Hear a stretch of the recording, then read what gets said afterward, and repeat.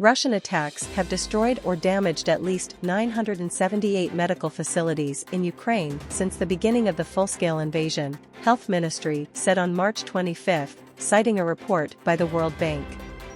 The report is not publicly available. According to the ministry, 650 ambulance vehicles and 596 pharmacies were also damaged or destroyed in Ukraine. The most affected area is Donetsk Oblast, with $768 million worth of damaged infrastructure, the ministry said.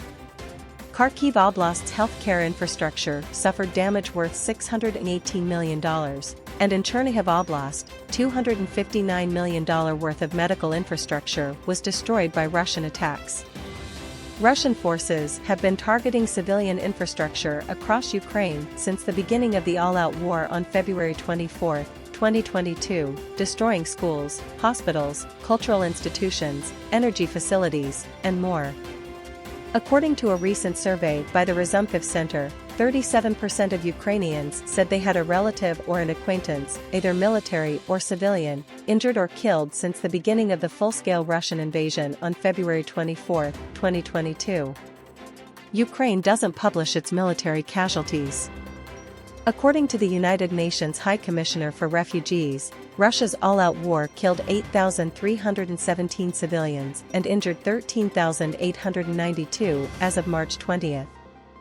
The numbers are expected to be significantly higher since they don't include casualties in the still occupied territories or areas with heavy hostilities. The poll also showed that 28% of respondents have close relatives or family members who fled the country after the full-scale invasion and have stayed there. Among those whose relatives live abroad, 47% said they were in Poland, 18.5% said Germany, and 9% in the Czech Republic, according to the survey. More than 8 million Ukrainians have fled Russia's war since February 24, 2022, with most of them settling in Poland, according to the United Nations High Commissioner for Refugees. The poll was conducted between February and March. Meanwhile, U.S. senators from both parties urged U.S. President Joe Biden's administration to share evidence of Russian war crimes with the International Criminal Court in a letter on March 24. 6 senators who signed the letter acknowledged the role of the ICC in investigating Russian war crimes against Ukraine. Cooperating with international investigations is crucial so that Russian President Vladimir Putin and others around him know in no uncertain terms that accountability and justice for their crimes are forthcoming, the senators wrote. Putin's brutality is matched only by the resilience of the Ukrainian people. Just as they need our weapons, humanitarian assistance, and support for their government, they also need American leadership on accountability for those who have perpetrated atrocities against them, the letter reads.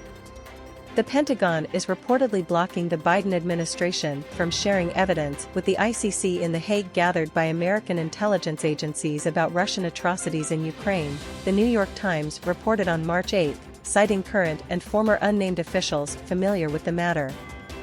American military leaders oppose helping the court investigate Russians because they fear setting a precedent that might help pave the way for it to prosecute Americans, the New York Times wrote. According to the officials, the rest of the administration, including intelligence agencies and the state and justice departments, favors giving the evidence to the court.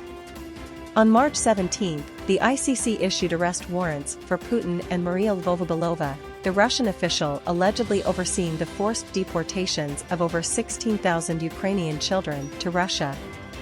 According to the ICC decision, Putin and Lvova-Belova can be arrested in one of the 123 countries that are members of the ICC. A recent UN report published on March 16 showed that Russia's war crimes include the willful killings of unarmed civilians, as well as torture, unlawful confinement, rape, and other forms of sexual violence. Speaking at a justice conference in Lviv on March 3, President Volodymyr Zelensky said Kyiv has registered over 70,000 Russian war crimes committed in Ukraine since the beginning of the full-scale invasion on February 24, 2022. Russian President Vladimir Putin and all his accomplices must receive lawful and fair sentences, he added.